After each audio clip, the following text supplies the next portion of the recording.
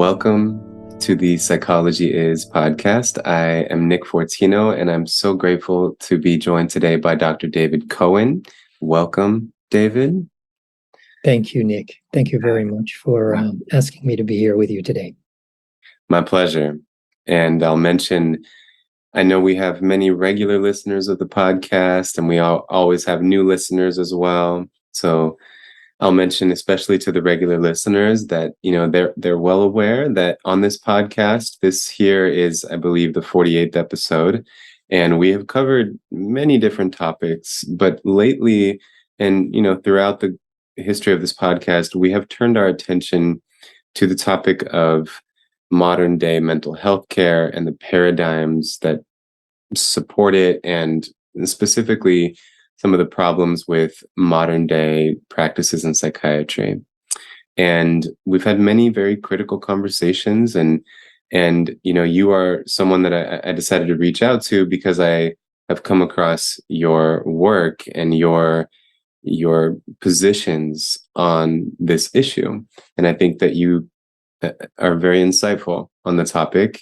And to be totally honest with you, sometimes I think that the people who become critics of modern day psychiatry sometimes get framed as fringe type of folks who are not necessarily associated with prestigious institutions or mainstream science in any way. And so to me, it's important that you are associated with UCLA, which is widely regarded as one of the most prestigious institutions in the world.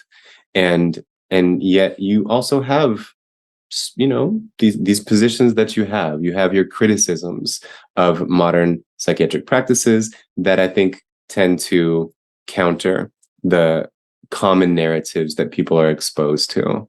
So for that reason, I think that makes you a somewhat unique guest. We've had other people who are also associated with mainstream prestigious institutions as well. But again, there's just no way that anyone could ever frame someone like you as being a sort of fringe conspiracy theorist. Except the people who know me well. Let me start by letting you explain to our audience, what is it that you do professionally? Again, thank you for having me here. Really a pleasure to talk with you and your listeners. Professionally, my main activities are researching, teaching, and university administration at UCLA, at the Luskin School of Public Affairs. I mainly teach graduate social work students, people who are obtaining their MSWs or their master's degrees in public policy. Occasionally, we have some nurses that come in our classes, some psychologists, some physicians. So it's people mostly in the allied health sciences are the people I teach with too. My persistent interests, the things I've researched and written about for about 35 years now as an academician, have been medicalization, so the turning of problems into diseases that require medical interventions.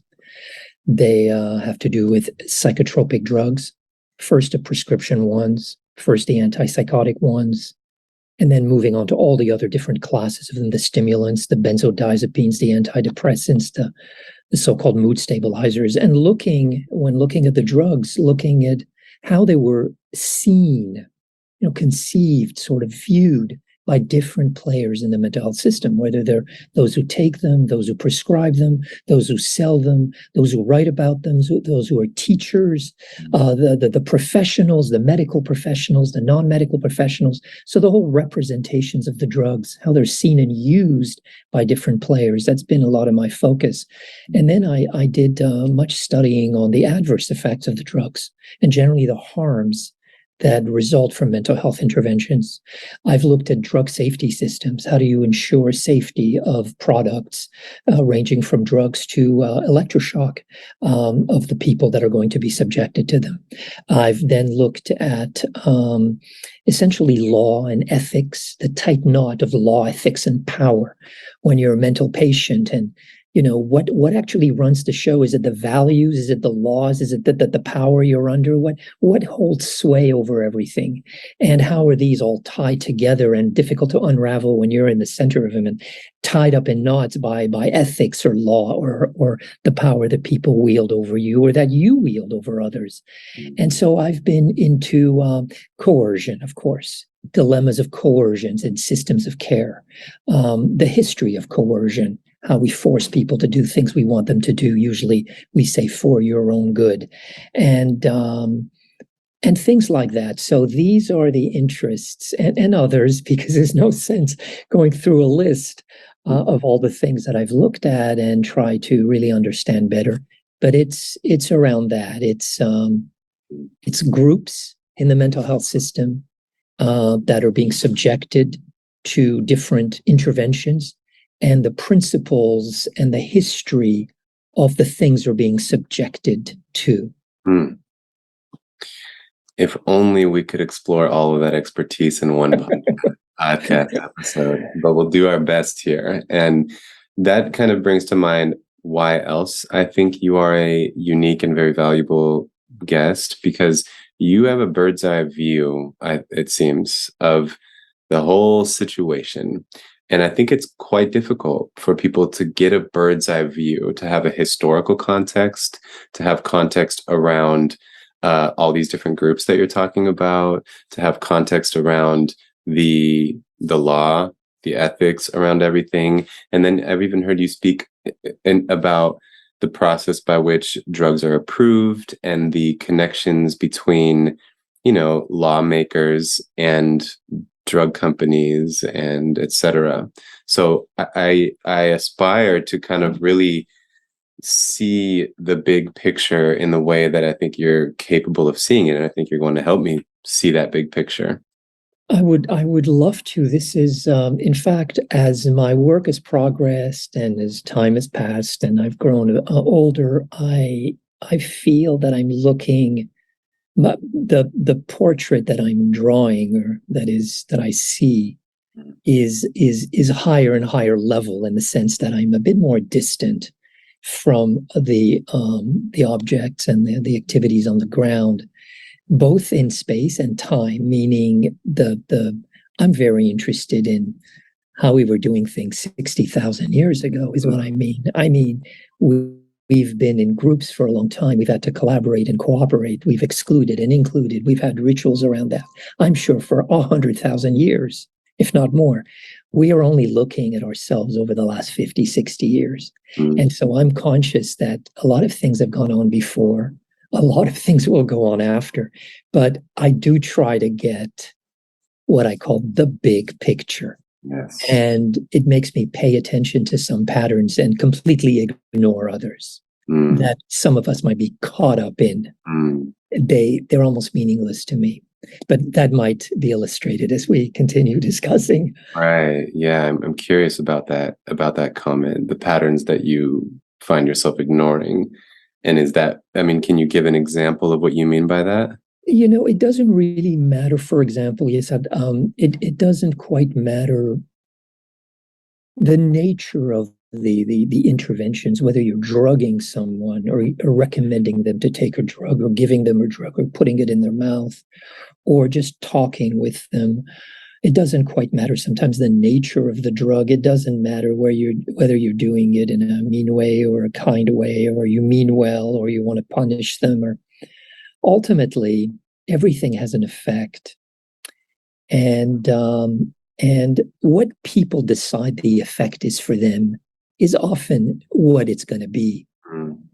There's a lot of constructionism in treatments. What is an effective treatment is not really something very objective when you're talking about influencing behavior.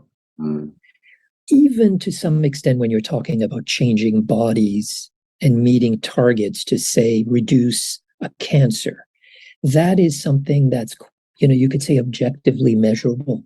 I don't need to know your personality to know that the drug is having an effect, let's say.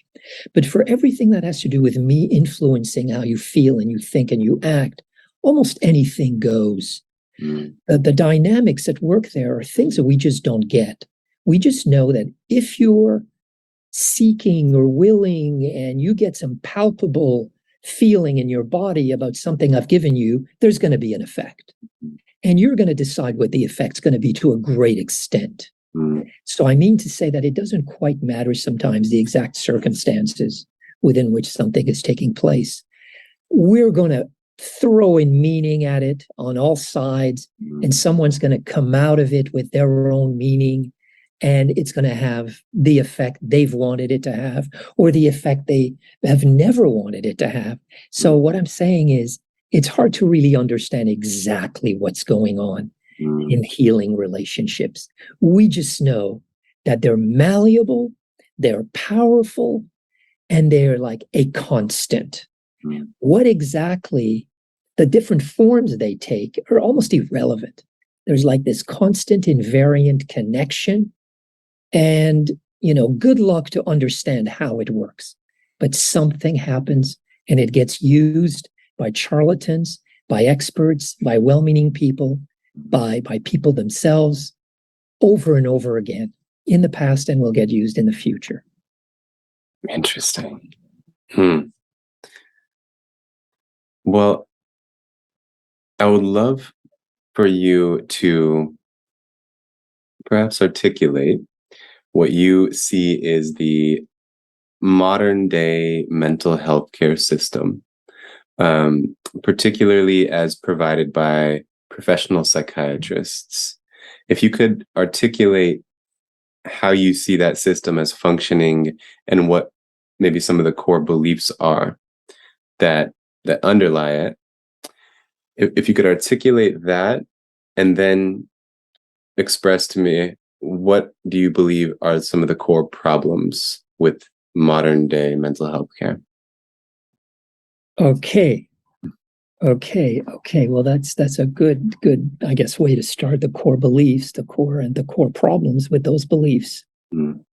Let me just start by something that came on my desk. It's an article. It's a big review article in the journal Neuron.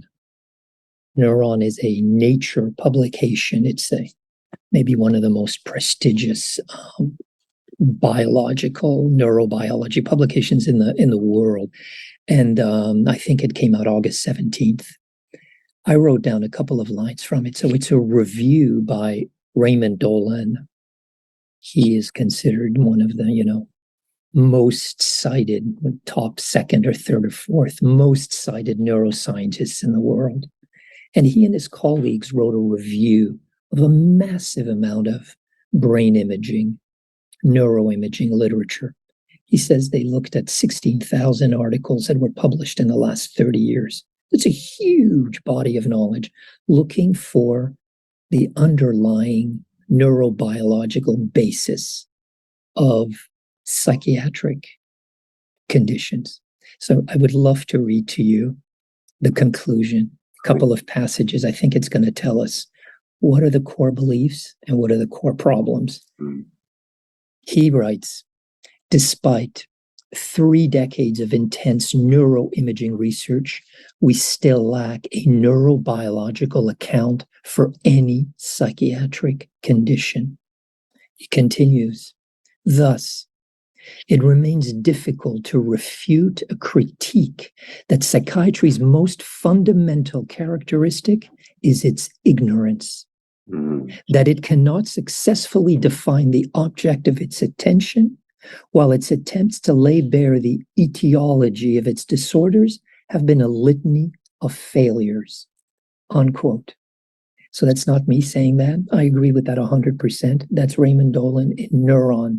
A couple of weeks before, we had the review by Joanna Moncrief and her colleagues. I believe Joanna has been on your show, if I'm not mistaken. Correct, yes. She published her review a systematic review of the 6 or 7 different lines of research pertaining to the association between the neurotransmitter serotonin and the condition that's called major depressive disorder. And she concludes that there is no